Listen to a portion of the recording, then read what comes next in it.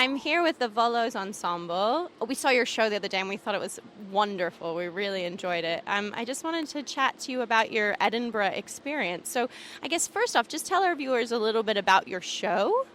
Sure. So we're actually here at the Fringe with two shows. The one that you saw, The Man Who Thought He Knew Too Much, we describe as Alfred Hitchcock meets spaghetti western and Wes Anderson. So it's very fun, fast-paced, silly, and cinematic. Live music, acrobatics. You get to see this guy do a backflip.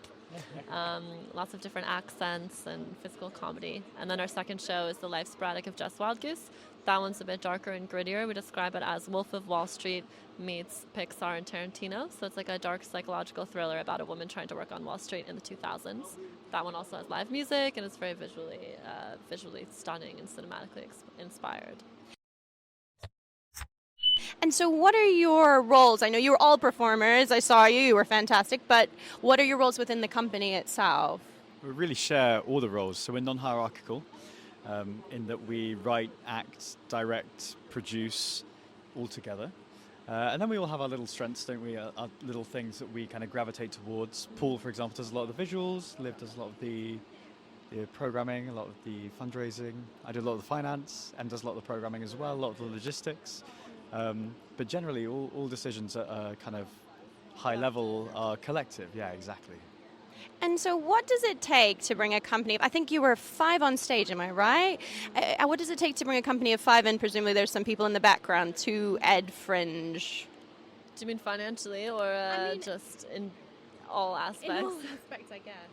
Yeah, I mean, it takes a lot, right? It's definitely a challenge and it's definitely a big risk to come here as a newer company because the overheads are really high, like accommodation and travel. Like we're an international company, so we're coming from all over. So it takes a lot of fundraising. It takes a lot of belief and optimism in your work and a lot of energy, I would say, especially doing 2 shows, which is what we're doing. So you are internationally an international company, as in you're coming from different parts of the world. Yeah, I mean, so we all met in Paris at a school for physical theater, and then Paul is French, based in France. Sam is British, based in London. I'm American, based a little bit between Paris and London, and then Emily is also British. So we often rehearse in London, and we've been performing mostly in the UK and France. But yeah, we're definitely consider ourselves an international company. So yeah, that just adds to the cost. And there's also visas, of course, and just more logistics that come with all of that as well. So is it worth it? I think we're asking this of everyone. Do you think companies should / need to bring their shows to the Fringe? What tone is this podcast? Do you want an honest answer? I think that remains to be seen. I think a lot of it is you see when you come out of it whether it was worth it or not, because it can be devastating. The model is really, really broken and the rents are astronomical. It's ridiculous.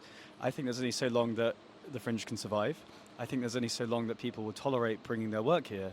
And it's not really the fault of the big venues. I think the big venues have so many schemes that are designed to facilitate companies coming up, and they appreciate that Fringe theatre is under-resourced. Anyway, I won't dwell on whose fault it is. So I think landlords charging an astronomical rate, that's a huge amount of our costs and a huge amount of everyone's costs, I think. I think there's 3 ways in which it can be worth it. One is developing the work itself, and I think for Jess, Wildgoose in particular, which is our new show, we've changed it so much since being here. I think that's been every day, and it's been a really positive experience because you get a live response that's entirely reactive to the changes that you've made every day. And that's wonderful, and that's hugely beneficial creatively.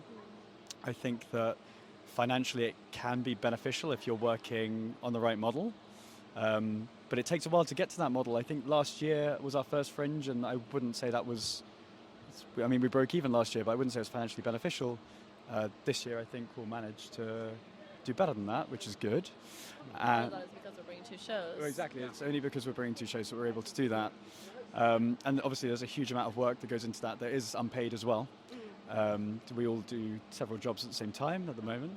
And I guess the other way in which it's beneficial is, there's a lot of industry here, and it's a great opportunity to have your work picked up for touring nationally and internationally. And Great. Well, we call this 5-minute Fringe, so I'm going to just end on with you. Can you give us one show? It's not a hard question. Can you give us one show that you might recommend we go see at the Fringe? The Ice Hall. Ice Hall is really, really good. Yeah. Loved it. Yeah. It's at 1. It's at 1 I think it's at 1 p.m. in Pleasance Grand. Very, very good. Very funny. Very silly. And can you guys just end with where your shows are on and where we can see them, please? Sure. Well, The Man Who Thought He Knew Too Much is on at Pleasance 4th at 12:10. That's in the Pleasance Courtyard. And The Life Sporadic of Jess, Wildgoose is on at 2:25 in Pleasance Above, which is also in Pleasance Courtyard. Thank you so much, guys. I'll let you get about your day. Thanks.